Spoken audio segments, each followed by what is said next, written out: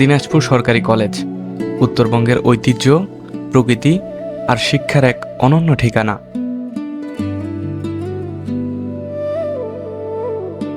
শিক্ষা শুধু বইয়ের পাতায় সীমাবদ্ধ নয়। কিছু শিক্ষা পাওয়া যায় প্রকৃতির কাছ থেকে, কিছু শিক্ষা পাওয়া যায় ইতিহাসের কাছ থেকে। আজ আমি চলে এসেছি উত্তরবঙ্গের অন্যতম ঐতিহ্যবাহী শিক্ষা প্রতিষ্ঠান দিনাজপুর সরকারি কলেজ। ক্যাম্পাস হিসেবে প্রত্যেকটা স্টুডেন্টের স্বপ্ন এই জায়গাটা। দিনাজপুর সরকারি কলেজের স্টুডেন্টরা অনেক লাকি যে তারা নেচারের ছোঁয়া পায়, এই যে ফলগুলো খাইতে পারে, পুকুর আছে। প্রথমে এখানে এসে আমার মনে হয়েছে এটা শুধু একটা কলেজ নয়, বরং প্রকৃতি, ইতিহাস আর জ্ঞানের এক অসাধারণ মিলন মেলা। সৌন্দর্য, মনোরম এবং প্রাকৃতিক পরিবেশের মধ্যে সবচেয়ে মনোরম একটি প্রতিষ্ঠান হচ্ছে দিনাজপুর সরকারি কলেজ। তো চলুন আজকে দিনাজপুর সরকারি কলেজ আপনাদের সামনে তুলে ধরি।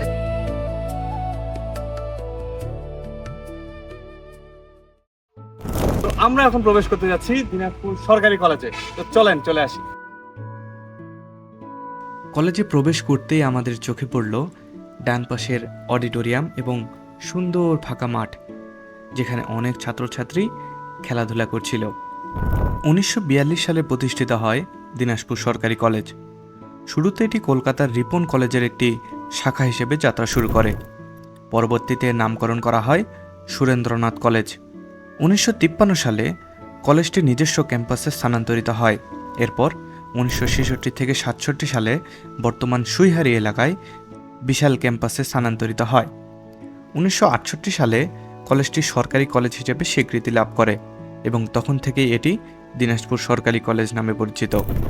এই যে আমরা প্রবেশ করলাম দিনাজপুর সরকারি কলেজে এবং প্রবেশ করেই আমরা দেখতেছি হচ্ছে কলা ভবন, যেটি স্থাপিত হয়েছে 1963 সালে।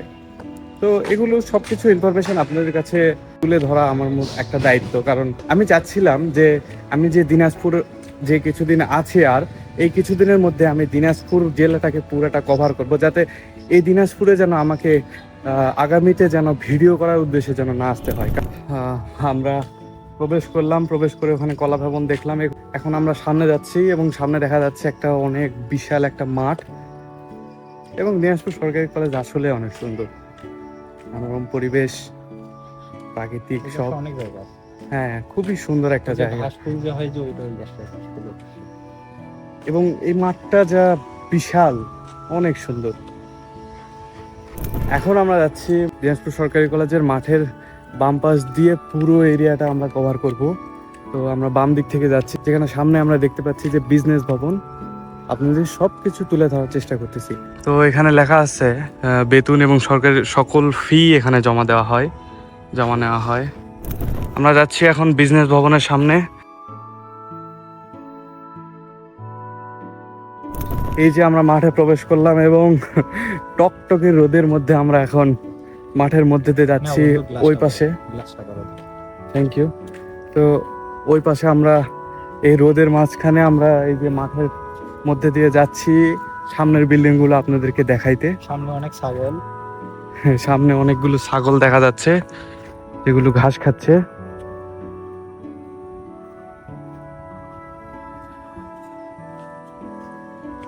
খুবই সুন্দর একটা প্লেস, তবে আমরা একটু রং টাইমে চলে আসছি। এটা হচ্ছে টকটকে দুপুরের বেলা আমরা আসছি, যদিও এই টাইমটা অনেক ভালো, যাতে অনেক ফাঁকা সবকিছু আপনাদের সামনে প্রদর্শন করতে একটু ফাঁকা ফিল পাওয়া যাচ্ছে, ন্যাচারাল ফিল পাওয়া যাচ্ছে। কিন্তু এখন দুপুরবেলা যেহেতু, এই কারণে অনেক রোদ।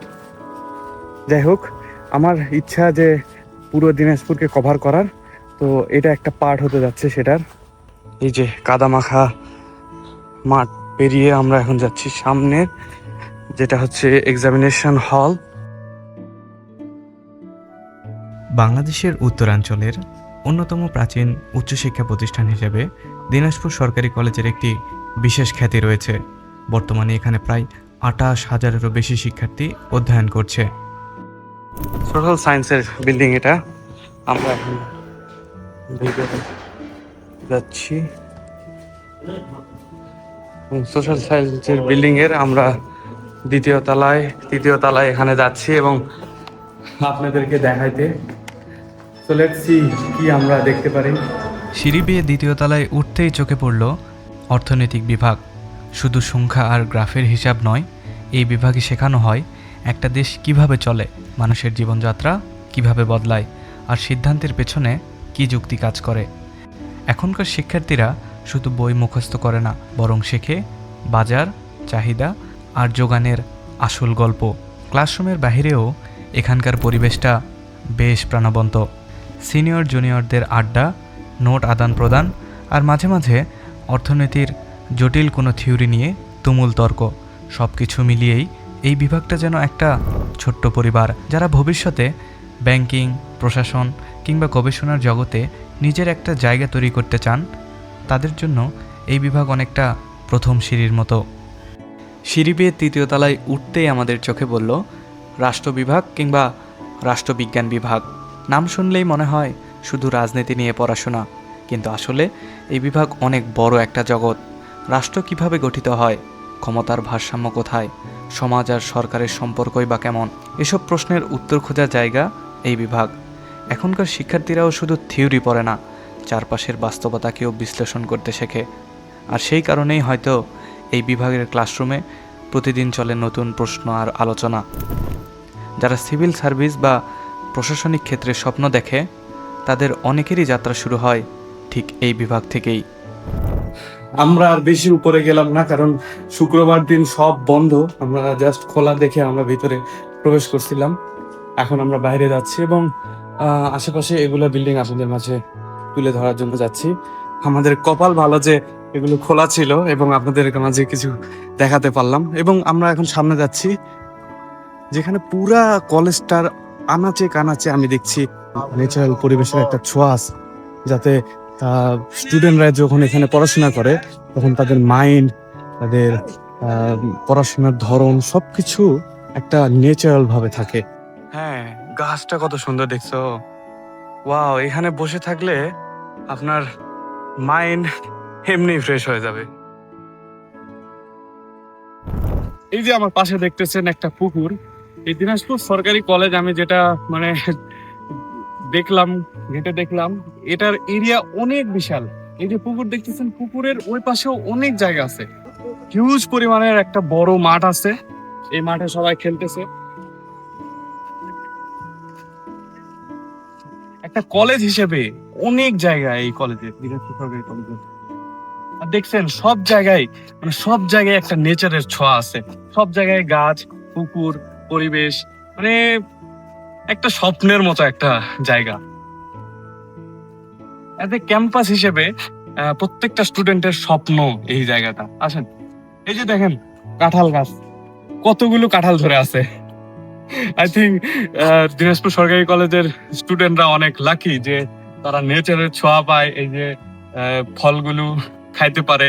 সত্যি বলতে, আমি যখন ক্যাম্পাসে হাঁটছিলাম তখন আমার মনে হচ্ছিল যেন এটি একটি সবুজ নগরী।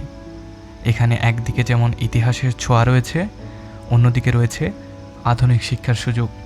সবচেয়ে ভালো লেগেছে ক্যাম্পাসের শান্ত পরিবেশ, ব্যস্ত শহরের মাঝেও যেন এক টুকরো প্রশান্তি। একটু সামনে যেতেই কার্য চলমানরত একটি ডলফিনের ভাস্কর্য চোখে পড়ল, যেটি দেখতে অসাধারণ লাগছিল। সামনে একটা দেখা যাচ্ছে ডলফিনের ভাস্কর্য তৈরি করা হচ্ছে, যেটির কাজ চলমান রয়েছে, যেটি ন্যাচারাল পরিবেশের সাথে একটি খুব সুন্দর মানানসই হবে এটা যখন প্রপারভাবে তৈরি হয়ে যাবে। ডলফিন তৈরি করছে, কত সুন্দর একটা স্বপ্নের ক্যাম্পাস। আই থিঙ্ক দিনাজপুর সরকারি কলেজের স্টুডেন্টরা ইউ শুড বি প্রাউড। স্বপ্ন, এক একটা স্টুডেন্টের স্বপ্ন, এবং এক একটা স্টুডেন্টের স্বপ্নের জায়গায় তোমরা আছো। তোমরা কখনোই মনে করবে না যে দিনাজপুর সরকারি কলেজে আমরা আছি, এর চেয়ে আরও ভালো জায়গায় যেতে পারতাম। অনেক স্টুডেন্টের স্বপ্ন এই জায়গাটা, এই দিনাজপুর সরকারি কলেজ, এই ন্যাচারাল পরিবেশ, অনেক স্টুডেন্টের স্বপ্ন যে জায়গায় তুমি দাঁড়িয়ে আছো, যেই জায়গায় তুমি পড়তেছো। তো কখনোই তুমি মনে করবে না যে আমি কেন দিনাজপুর সরকারি কলেজে আছি, এর চেয়েও তো ভালো জায়গায় যেতে পারতাম। তুমি তোমার নিচের অবস্থানদেরকে দেখো, যারা তোমার কাছে আসার জন্য যুদ্ধ করে যাচ্ছে তবে আসতে পারতেছে না। So you should be proud and শুক্রিয়া ফর দিস। আলহামদুলিল্লাহ, আলহামদুলিল্লাহ। 65 একরের বিশাল ক্যাম্পাস জুড়ে বিস্তৃত এই কলেজটি শিক্ষার্থীদের এক অনন্য শিক্ষার পরিবেশ তৈরি করেছে। ক্যাম্পাসের সবুজ অংশটা পেরিয়ে গেলেই দেখা মেলে প্রাণীবিদ্যা এবং উদ্ভিদ বিজ্ঞান বিভাগ।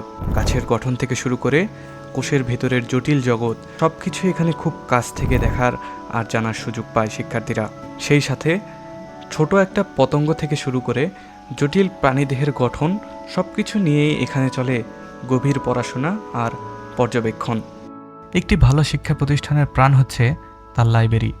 দিনাজপুর সরকারি কলেজের লাইব্রেরি প্রতিষ্ঠিত হয় কলেজ প্রতিষ্ঠার সময়ে। বর্তমানে এখন প্রায় 30,000-এরও বেশি বই রয়েছে। Department of geology, department of botany, এগুলো আমার একটা ফেভারিট সাবজেক্ট, এবং এই নেচার, তারপর হচ্ছে প্রাণী, এগুলো আমি খুবই ভালোবাসি।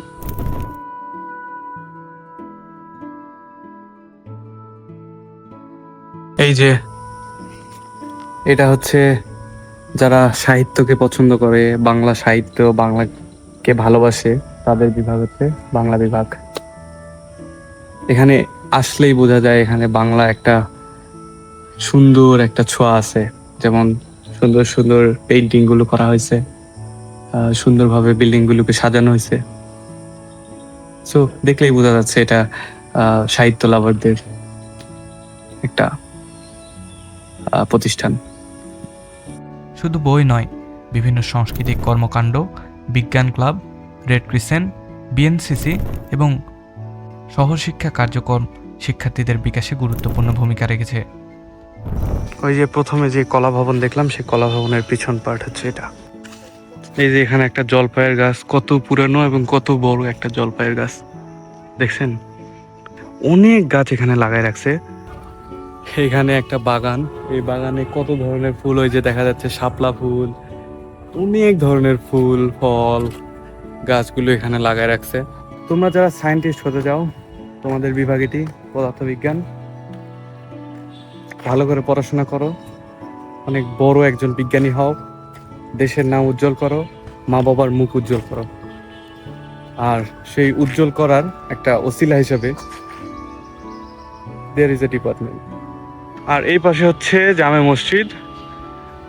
এখানেই দিনাজপুর সরকারি কলেজের মসজিদ প্রাঙ্গণ। এখানেই স্টুডেন্টরা, শিক্ষকরা সবাই এখানে এসে নামাজ পড়ে, সালাত আদায় করে।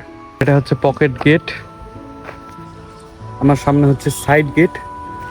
আমরা ঢুকলাম হচ্ছে মেইন গেট দিয়ে, এবং পুরো ক্যাম্পাসটা রাউন্ড দিয়ে আপনাদেরকে দেখাই। এই যে আমরা পকেট গেটের কাছে চলে আসলাম, এখান দিয়ে আমরা বের হব। আমি দিনাজপুরে আর মাত্র কয়েক মাস আছি, তারপর আমার পড়াশোনা শেষ হয়ে গেলে হয়তো এখানে আর থাকা হবে না ইনশাআল্লাহ।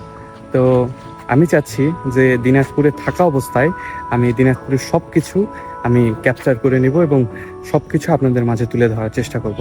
তো আপনাদের দোয়া এবং ভালোবাসা থাকলে অবশ্যই আমি এই কাজটি সম্পূর্ণ করতে পারবো।